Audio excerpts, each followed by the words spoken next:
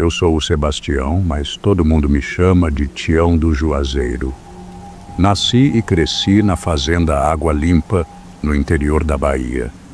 A história que vou contar aconteceu numa noite quente de 1978. Naquele tempo, o povo da fazenda costumava se reunir no terreiro sempre que havia uma festa. Era uma noite de forró, e a música, tocada pelas sanfonas e zabumbas, se espalhava por todo o campo. O som daquelas melodias vinha de longe, misturado com os risos e conversas animadas de quem dançava. O lampião que iluminava a roda tremia com a brisa suave, lançando sombras no chão de barro. Era uma noite como qualquer outra, a não ser pelo calor, que parecia mais forte do que de costume. O povo estava feliz, dançando ao som do forró, alguns já com o corpo cansado, outros ainda cheios de energia. Eu olhava tudo isso com um sorriso no rosto, observando os amigos e vizinhos. O Chico Carreiro estava lá também, sempre animado, como de praxe. Conhecia-o desde criança e sempre soubera que ele não acreditava nessas histórias que o pessoal contava sobre a região, sobre coisas do além que rondavam a mata. Eu, por outro lado, sempre tive meus receios, embora nunca tivesse visto nada que justificasse a preocupação. Mas naquela noite, algo estava no ar. Não sei bem o que era, talvez a sensação de que as coisas estavam boas demais para durar.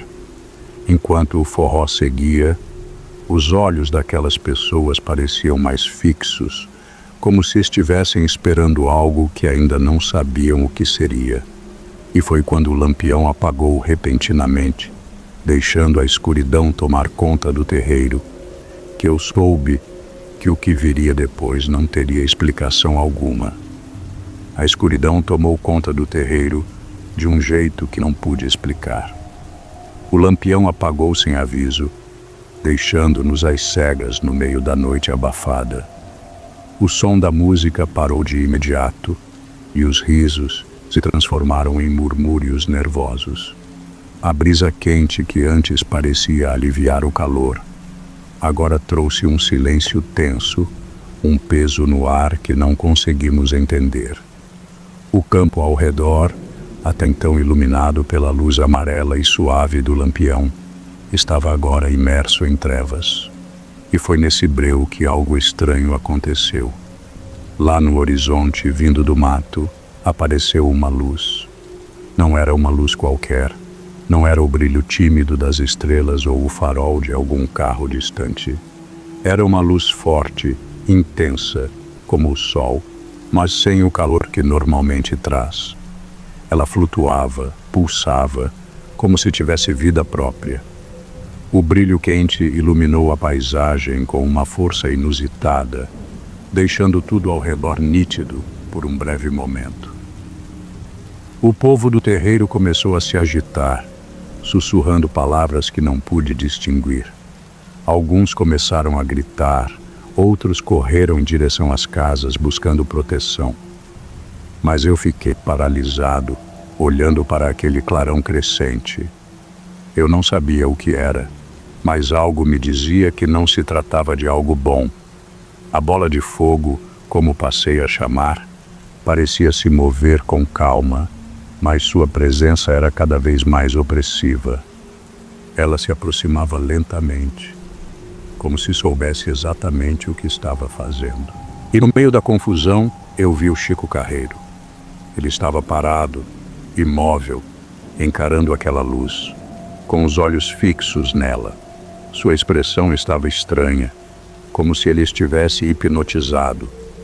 O resto do povo corria, mas ele não se mexia. Eu queria gritar, avisá-lo, mas não consegui. A bola de fogo se aproximava dele como se o escolhesse.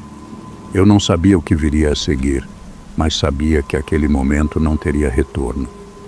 A manhã seguinte chegou com uma calma estranha, como se a própria terra respirasse fundo após o susto da noite. O povo da fazenda se reuniu logo cedo, retornando ao local do terreiro para verificar os danos que aquele evento causou. A poeira do chão ainda estava levantada, as marcas do pânico ainda visíveis nas paredes das casas e nas árvores. Mas o que mais me chamou a atenção foi o que encontrei quando vi o Chico Carreiro chegar. Ele estava diferente, como se a noite tivesse deixado uma marca que ninguém podia ver, mas todos sentiam. Sua camisa estava toda chamuscada, as pontas queimadas de um jeito estranho, como se o fogo tivesse tocado apenas certas partes, sem que houvesse chama visível. Mas o que realmente me fez estremecer foram suas costas. Elas estavam marcadas por queimaduras profundas, como se algo tivesse as tocado de maneira sobrenatural. As feridas não eram normais, não eram simples queimaduras de proximidade com fogo. Pareciam ter sido feitas por uma força que não tinha explicação. Chico, no entanto, não falava. Ele estava calado, os olhos perdidos, como se tivesse vivido algo que não conseguia entender. Ninguém se atreveu a perguntar o que havia acontecido, porque naqueles olhos havia um medo que todos reconheciam. O homem que sempre fora destemido, com risadas fáceis e coragem de sobra, agora parecia tocado por algo muito além da razão. Eu o observei em silêncio. Algo muito maior do que fogo tinha se apossado de Chico. E eu precisava entender o que era. Depois que vi o que aconteceu com Chico, decidi buscar respostas. Não podia ignorar aquele acontecimento como se fosse apenas um pesadelo. O medo estava ali, estampado nos olhos de todos, mas ninguém falava. Os mais velhos da região eram os que sabiam de tudo, e embora muitos deles evitassem esse tipo de conversa, eu sabia que, se quisesse entender, precisaria ouvi-los. Fui até a casa do velho Zezé, que sempre gostou de contar histórias sobre a terra e seus mistérios. Ele estava sentado na varanda, olhando o campo, como se esperasse algo que eu não podia ver. Quando me aproximei, ele me cumprimentou com um aceno de cabeça, como se soubesse que eu tinha algo a perguntar. "Você viu o que aconteceu com o Chico, né, Tião?" Ele disse, com uma voz grave, como quem já sabia o que eu queria saber. Eu confirmei com um gesto e ele suspirou, olhando para o horizonte. Aqui, nesta terra, nós convivemos com mais do que só vivos. Tem algo no mato, algo que não pertence a esse mundo. São as almas penadas, mortos que não encontraram paz, que cometeram erros grandes demais para serem perdoados. Elas se manifestam muitas vezes em forma de bolas de fogo. Elas vêm cobrar o que foi deixado para trás, buscar aqueles que têm um peso na alma, um pecado escondido. O velho Zezé contou que essas aparições eram raras, mas não impossíveis. Quando a luz aparecia, era um aviso. A pessoa estava marcada, condenada a algo pior que a morte. Eu fiquei em silêncio, pensando em Chico, que sempre foi um homem íntegro. Mas ao mesmo tempo me perguntava, e se ele tivesse, de algum modo, atraído aquela alma penada? A tensão dentro de mim crescia, como se algo me observasse das sombras. Sentia um desconforto inexplicável, uma sensação de que eu também estava sendo marcado, mesmo sem saber porquê. O que seria da minha vida agora? Eu estava seguro ou seria eu o próximo a ver aquele clarão? A busca por respostas me levou até o mato, onde a bola de fogo apareceu. Eu precisava entender o que havia acontecido, o que havia tocado o Chico, e se isso tinha algo a ver comigo. Os mais velhos falavam de almas penadas, mas eu sabia que não era só isso. Algo estava além das histórias contadas à noite, algo que se escondia no silêncio daquelas árvores. Caminhei entre as árvores com os pés pesados e o coração apertado. O mato estava calmo, mas algo no ar parecia diferente. As folhas secas estalavam sob meus pés, mas ao olhar para o chão, notei marcas estranhas. O solo estava amassado, como se algo muito pesado tivesse sido arrastado ali.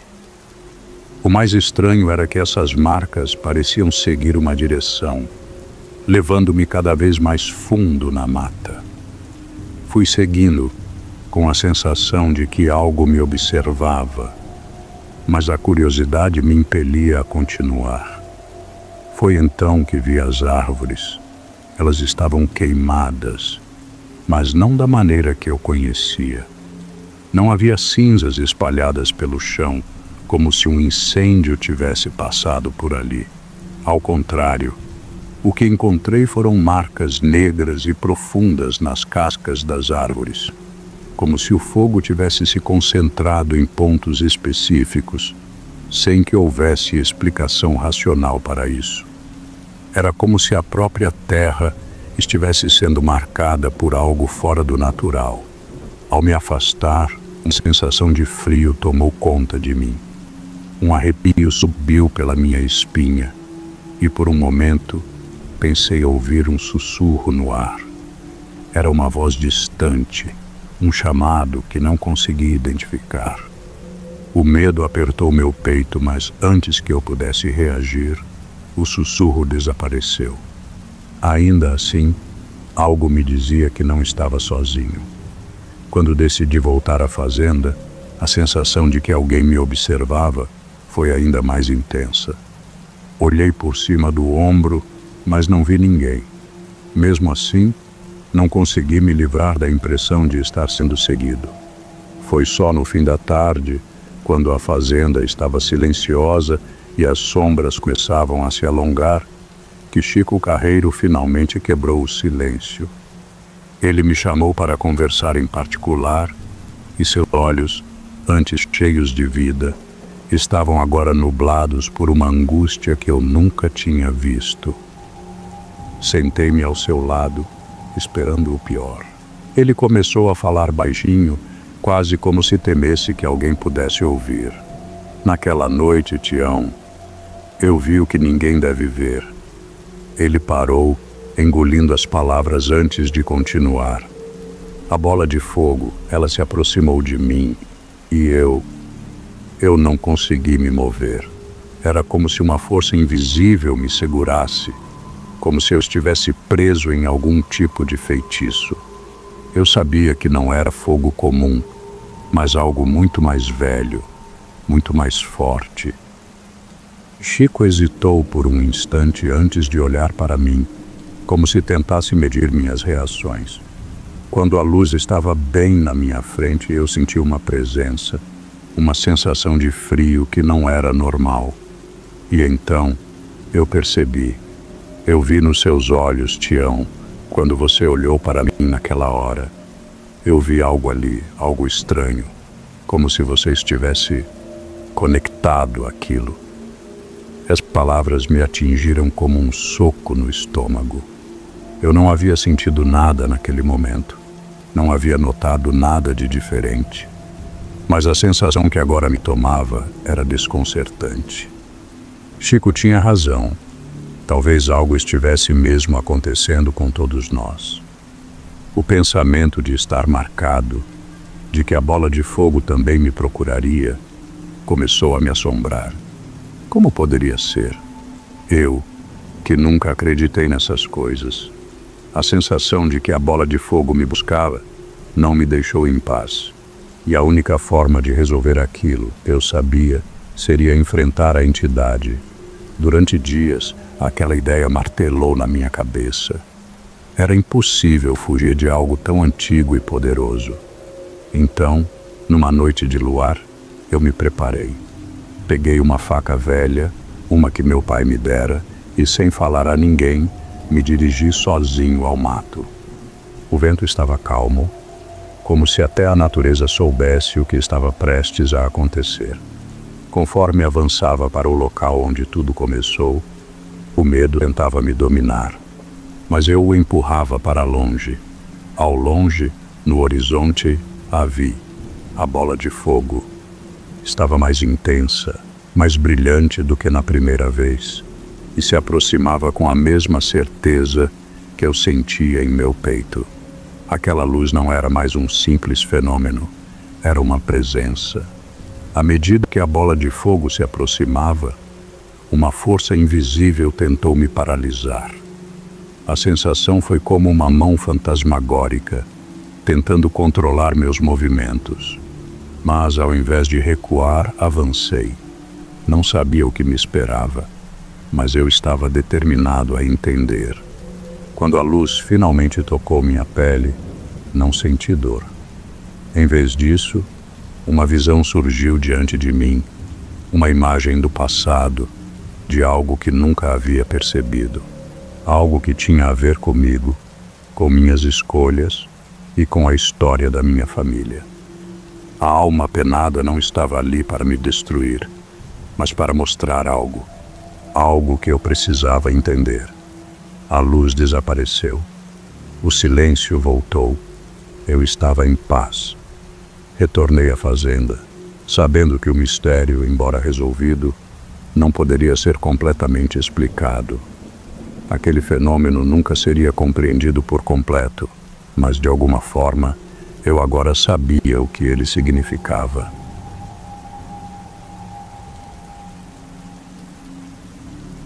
Meu nome é José Sebastião, mas aqui na vila me chamam de Zeca Bastião.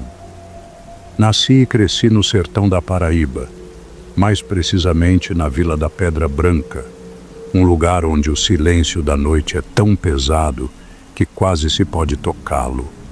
A vila é pequena, e as casas, feitas de barro e palha, ficam espalhadas pelo terreno seco, afastadas umas das outras, como se o espaço entre elas fosse uma forma de se proteger do que habita a terra.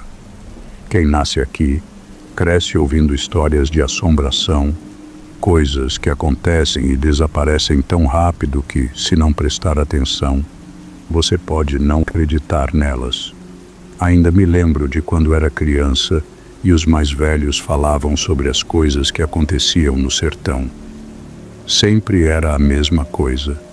Bolas de fogo que surgiam no céu, figuras fantasmagóricas que rondavam os campos à noite, sombras que se moviam sem deixar pegadas.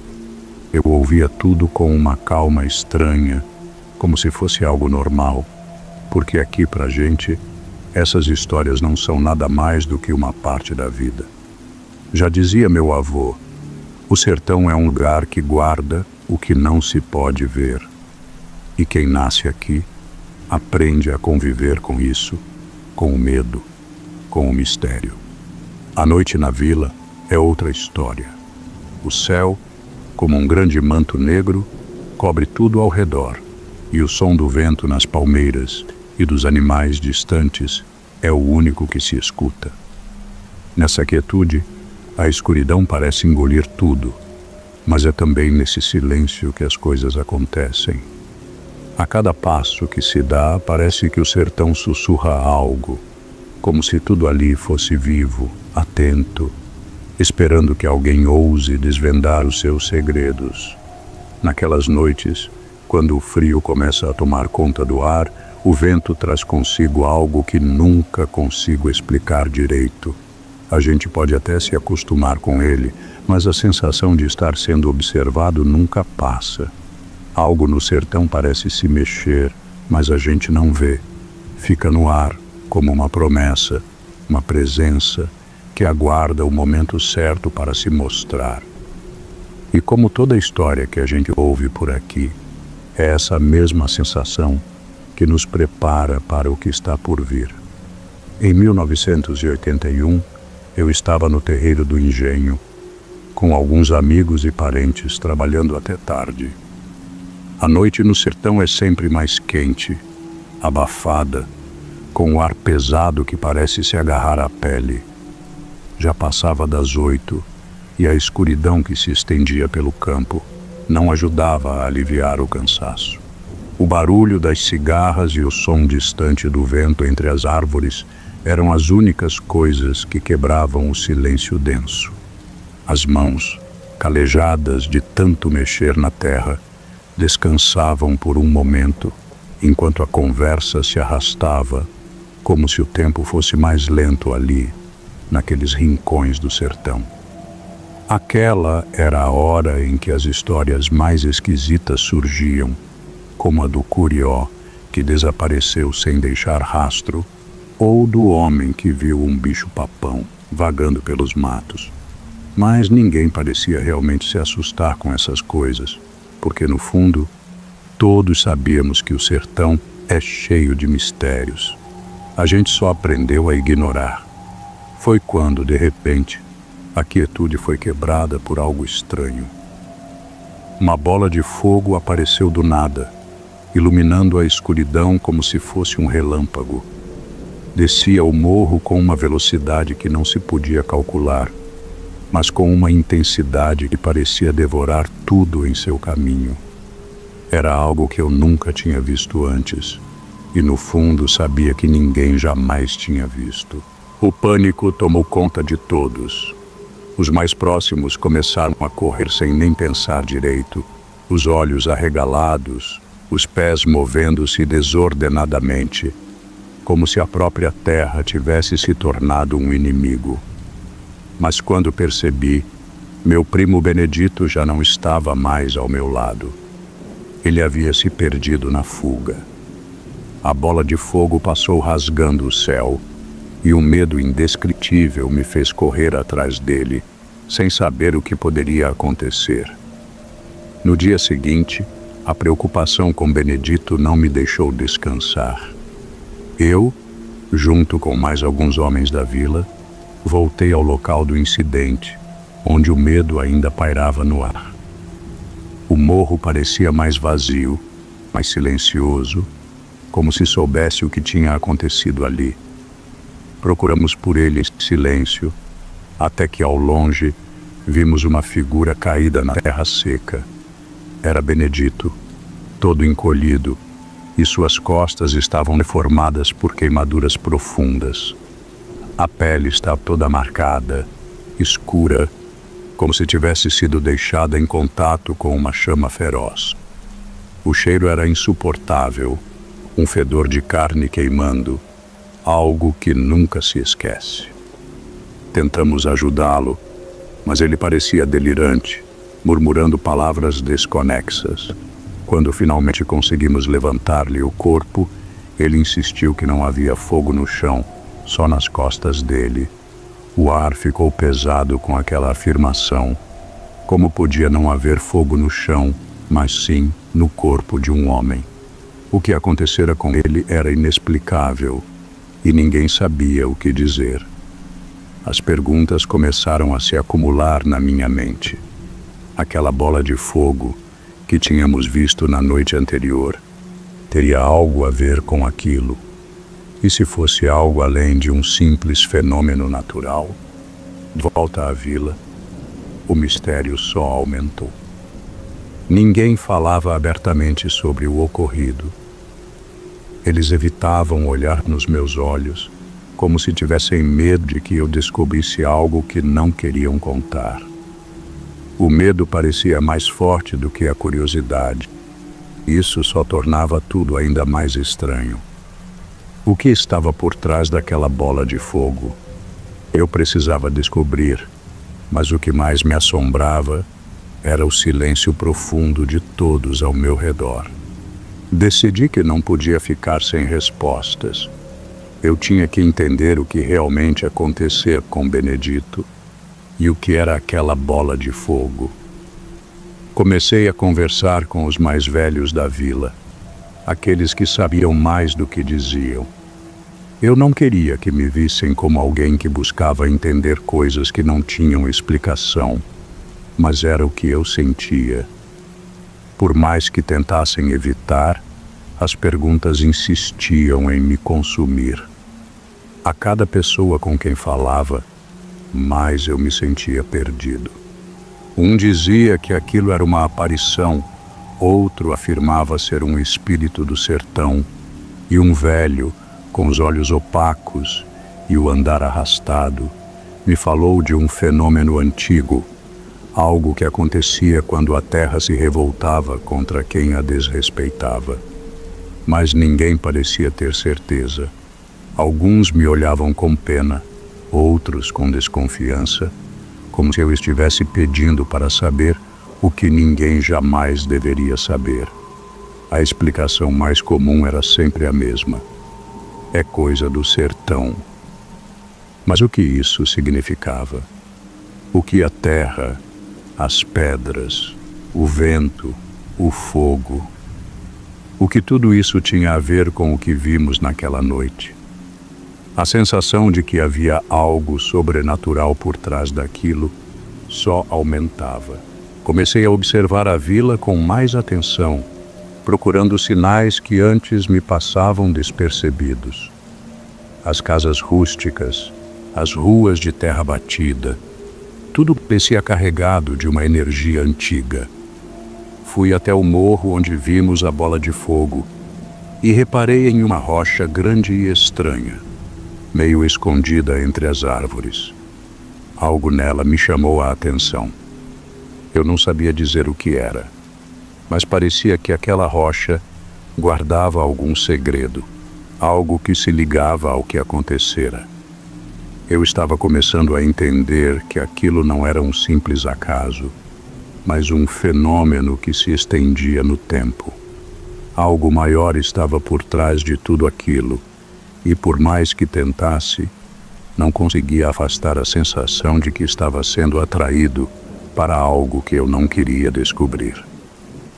Mas o que eu sabia agora era que não poderia voltar atrás. Naquela manhã quente, a curiosidade que me consumia levou-me até Dona Luzia, a mulher mais velha e sábia da vila. Sabia que ela conhecia os segredos mais profundos do sertão, aqueles que a maioria preferia esquecer. Ela nunca dizia muito, mas eu sabia que suas palavras eram escolhidas com cuidado. Quando cheguei à sua casa, uma pequena casinha de barro coberta por cipós, ela estava sentada na varanda, olhando para o horizonte, como se esperasse alguém. Me sentei ao seu lado e, sem rodeios, perguntei sobre a bola de fogo. Ela olhou para mim com um olhar vazio, como se soubesse o que eu queria perguntar antes mesmo de eu abrir a boca. Por um momento parecia que ela hesitava, mas então falou com uma calma assustadora. Aquilo não é coisa de gente, menino. É um sinal, um aviso. Fiquei em silêncio, esperando que ela explicasse, mas Dona Luzia continuou sem se apressar, como se as palavras já estivessem ditas tantas vezes que perderam o peso. Ela falou de uma lenda antiga, que se arrastava por gerações naquelas terras secas. A história falava de uma entidade do sertão, uma força que descia das montanhas, uma presença antiga que se alimentava do medo e do desprezo dos homens. Ela queimava os que ousassem perturbar seu território. Fiquei inquieto. As queimaduras nas costas de Benedito estavam começando a fazer sentido, mas a lógica ainda me escapava. Não conseguia acreditar em algo tão distante da realidade, mas algo naquela explicação me atingiu com uma força inesperada. Ela mencionou que a vila sempre teve uma relação com esse poder, mas todos tentavam ignorá-la, como se fosse melhor não lembrar. Enquanto eu ouvia, sentia que estava sendo puxado para algo que não conseguia controlar. O medo não era só o que vi, mas o que começava a perceber nas palavras daquela mulher. Ela sabia mais do que dizia, e o mistério só crescia em minha mente. Depois de dias de inquietação, decidi que precisava enfrentar o que acontecera naquela noite. Não podia mais viver com o peso da dúvida, nem com o olhar de medo das pessoas da vila, que pareciam ignorar o que, para mim, era uma verdade crescente. A história de Dona Luzia ainda martelava em minha mente, e apesar de tudo, a ideia de confrontar aquela entidade que ela mencionara parecia a única forma de dar algum sentido àquilo tudo. Benedito, ainda fraco das queimaduras, insistiu em me acompanhar. Ele não estava bem. Suas costas ainda pareciam um pesadelo de pele queimada, mas estava determinado. Talvez, no fundo, ele também quisesse entender o que havia acontecido com ele. Juntos, retornamos ao morro onde tudo se desenrolara, onde o medo ainda se escondia nas pedras e nas sombras. O sertão estava mais quieto do que nunca, como se também esperasse algo acontecer. Caminhamos até a rocha que eu havia notado anteriormente. Uma formação estranha, grande demais para ser natural. Ao tocá-la, uma sensação estranha tomou conta de mim. Algo como se não estivéssemos mais sozinhos, como se os próprios ventos observassem nossos movimentos. O calor era insuportável, e eu não sabia se era do sol ou da pressão que se acumulava no ar. Foi então que aconteceu. A bola de fogo, mais intensa do que na noite anterior, apareceu novamente. Desceu do morro como um relâmpago. Só que dessa vez não era mais apenas um fenômeno que eu não podia compreender. Agora eu sabia. Aquilo era intencional. Estava ciente da nossa presença. Era como se a própria terra tivesse decidido que éramos intrusos. E a força que se aproximava era mais consciente do que jamais imaginei. Não havia gritos, não havia pânico. Apenas um confronto silencioso entre o desconhecido e o que restava da minha razão. Eu sabia que não podíamos fugir, não desta vez. A bola de fogo pairou diante de nós, iluminando a rocha e o caminho. E naquele momento percebi que o poder por trás de tudo isso não era só um fenômeno natural. Era algo que desafiava a lógica, uma força que não se importava com nossas explicações. A tensão estava no ar, quase palpável, e eu sentia que a resposta estava ao alcance de minhas mãos, mas eu não sabia o que fazer com ela. Após aquele confronto silencioso com o desconhecido, algo dentro de mim começou a se ajeitar, mas não de uma maneira que eu esperava. A bola de fogo se dissipou com a mesma rapidez com que apareceu, e embora o terror tivesse diminuído, a sensação de que o sertão ainda guardava algo muito mais profundo do que eu podia compreender permaneceu. O que eu percebera naquele instante era que o sertão, com suas lendas e suas forças primitivas, nunca deixara de ser vivo. Ele seguia suas próprias regras, algo que não podia ser explicado, apenas aceito. A revelação foi parcial, claro. A resposta para o que aconteceu com Benedito e o porquê de aquela bola de fogo ter surgido ainda era um enigma. No entanto, eu soube naquele momento que o sertão não era apenas terra seca e calor implacável. Era um lugar onde o visível e o invisível coexistiam, onde as forças que pareciam adormecidas podiam acordar a qualquer momento. Agora eu via tudo de uma forma diferente. A velha lenda de Dona Luzia não era apenas uma história. Era uma verdade que, por algum motivo, a vila preferia esquecer. Mas eu não poderia mais ignorar. O futuro, em seu silêncio, parecia carregar consigo a promessa de que aquele fenômeno ou algo semelhante poderia acontecer novamente. E, de certa forma, eu sabia que não poderia fugir dele. O sertão me olhava, e eu sentia que algo mais se aproximava, como um pressentimento crescente. E então, o mistério ficou para sempre na minha alma, aguardando seu próximo capítulo.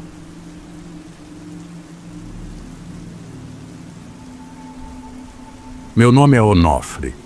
mas o povo aqui do sítio me chama de Seu Onofre. Nasci e cresci no sítio Cabeceira do Rio, no interior do Piauí, e até hoje não há outro lugar no mundo que eu chame de casa.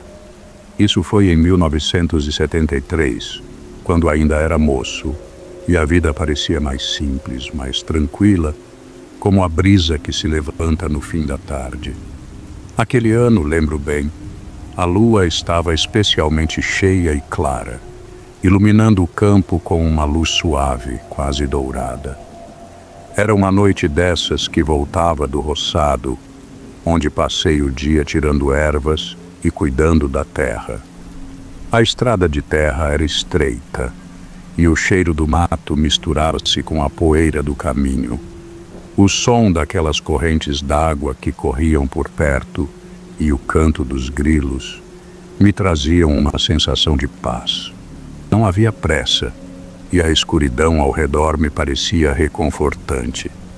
Por mais que a solidão me acompanhasse, o ambiente do campo tinha algo de acolhedor, como se a natureza fosse uma velha amiga, sempre silenciosa, mas presente. O que me marcou naquela noite não foi a paz da natureza, mas algo mais sutil, algo que senti no ar. O vento, que antes soprava leve, de repente se tornou mais cortante, como se buscasse um rumo. A lua, que se refletia no riacho, parecia brilhar ainda mais forte, quase hipnotizando. Não sabia ainda o que estava por vir, mas algo, lá no fundo, me dizia que aquela noite seria diferente. Não sabia ainda, mas a tranquilidade estava prestes a ser quebrada por algo que eu não podia compreender. A brisa que antes acariciava meu rosto começou a mudar de direção. Não era nada alarmante, apenas o vento que no campo faz seus próprios caminhos. Mas à medida que o vento se tornava mais forte, algo estranho aconteceu. De repente, houve um assobio, não muito alto, mas suficiente para cortar o silêncio da noite.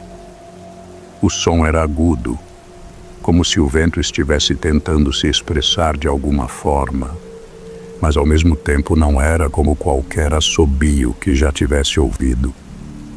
Era mais distante, mais estranho, quase como se alguém estivesse chamando. Tentei ignorar. Pensei que fosse apenas o vento brincando com as folhas secas ou as cordas do cercado. Mas o assobio persistia. Era como uma melodia irregular, sem ritmo, que parecia surgir e desaparecer ao meu redor. Olhei para o campo à minha frente, mas nada parecia diferente. O som vinha de algum lugar distante, mas ao mesmo tempo parecia tão próximo, como se o vento carregasse o assobio e o espalhasse pelo ar. A sensação de que algo não estava certo começou a me incomodar. Eu estava sozinho, no meio do campo, e o silêncio havia se desfeito, mas não de uma forma natural. Algo estranho, algo que eu não sabia nomear, se instalou no ar. O assobio não parava, parecia me seguir, como se estivesse se aproximando cada vez mais. Minha respiração ficou mais pesada. Acalmar os pensamentos não parecia possível, e eu apressei o passo. À medida que caminhava, a sensação de que algo estava à espreita aumentava. O vento que agora cortava a minha pele e o assobio sempre presente continuavam a me atormentar. Não sabia o que era, mas sabia que não estava mais sozinho naquela noite. Algo, ou alguém, observava. À medida que apressava os passos, o vento parecia se intensificar, e o assobio, agora mais claro, se transformava em algo inquietante, como se o próprio ar estivesse se tornando hostil. Foi então que, ao longe, percebi uma luz. Primeiro, pensei que fosse alguma estrela caída ou um clarão de relâmpago, mas logo percebi que não fazia sentido. A luz, brilhante e intensa, movia-se erraticamente pelo pasto. Não era natural. Não havia explicação para aquilo. A bola de fogo surgia à distância, e a cada segundo ela parecia se aproximar com uma rapidez incomum. O fenômeno não se movia de maneira regular, como uma estrela cadente, mas se balançava de um lado para o outro, como se tivesse vida própria.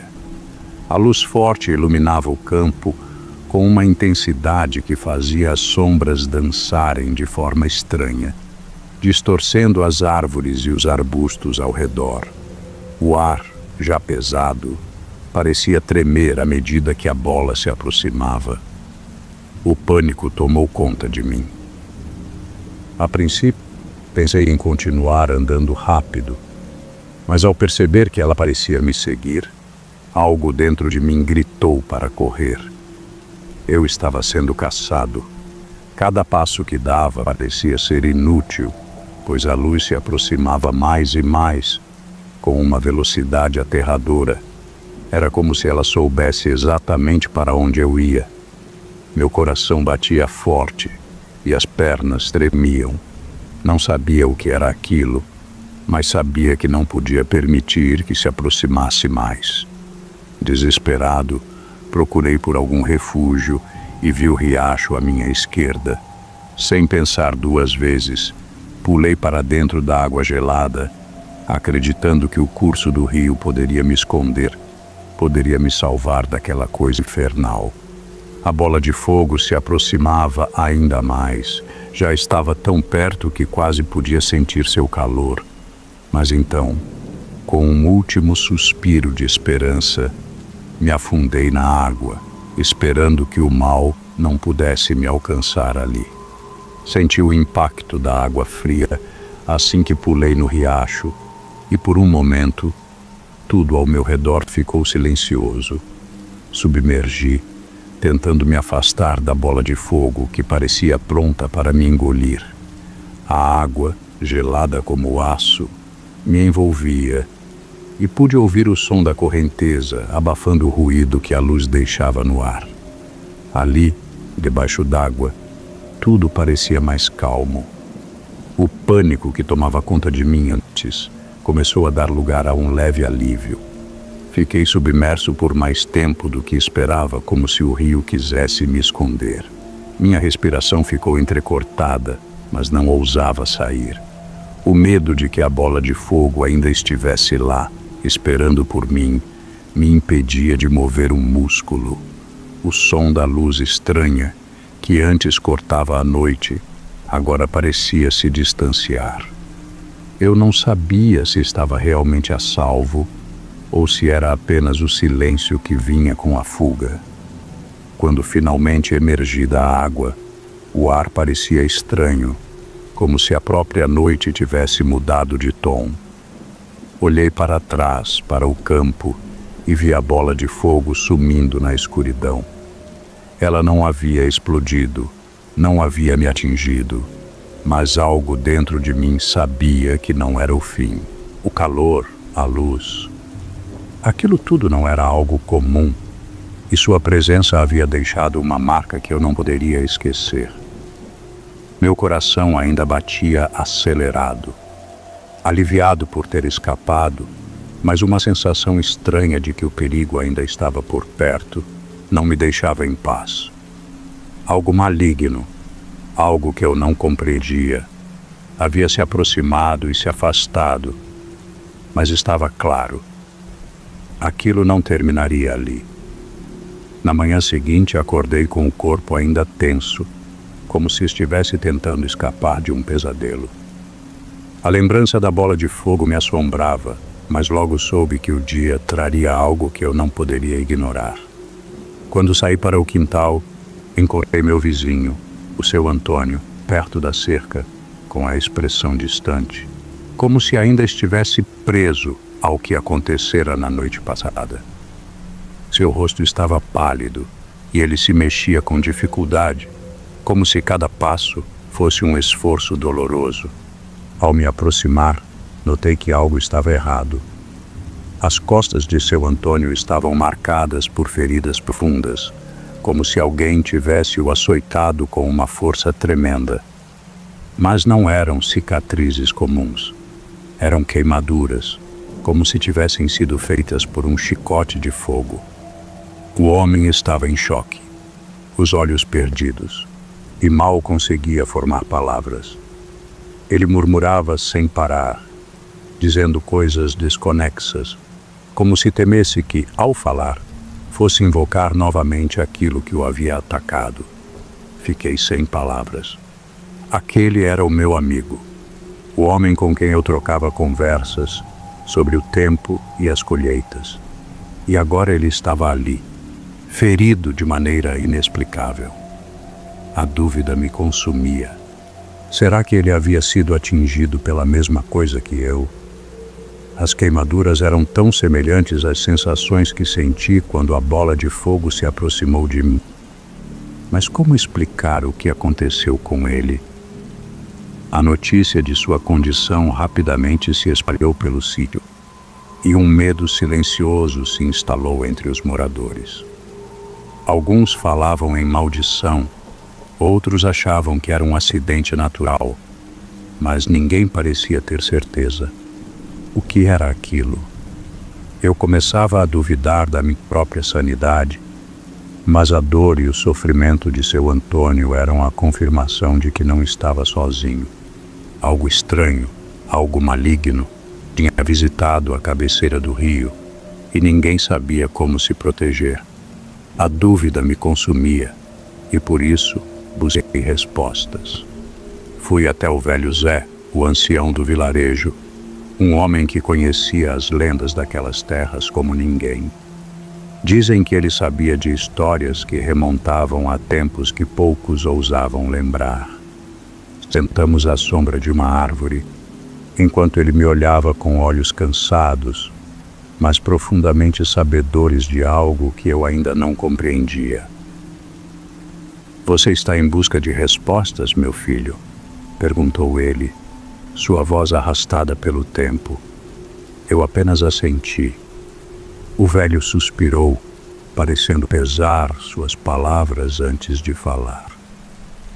"Dizem que no além do rio mora uma entidade antiga, uma presença que vigia as almas daqueles que se aventuram por aqui.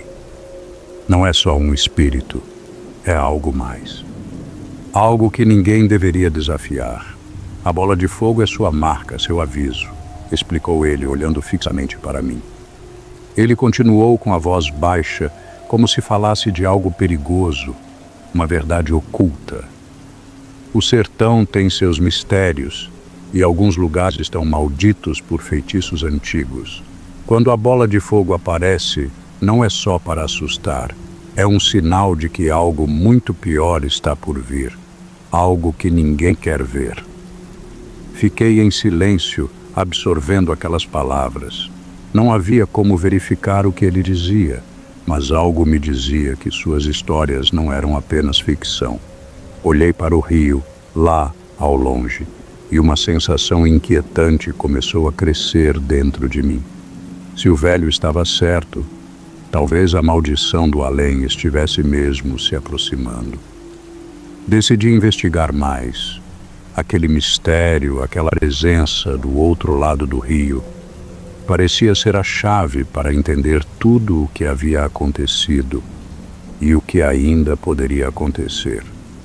O velho Zé não tinha provas, mas suas palavras pareciam carregar um peso que eu não podia ignorar. Depois de dias de reflexão e pesquisas, algo dentro de mim dizia que precisava voltar ao lugar onde tudo começou. O rio, aquele lugar que havia sido palco de minha fuga, agora se tornava meu destino final. O medo, que havia me consumido na noite fatídica, deu lugar a uma sensação de urgência. Eu precisava enfrentar aquilo, ou ao menos descobrir o que estava acontecendo. Cheguei à margem do rio ao cair da noite. O céu estava nublado e o vento, que sempre tinha sido tão suave, agora parecia carregar uma tensão estranha.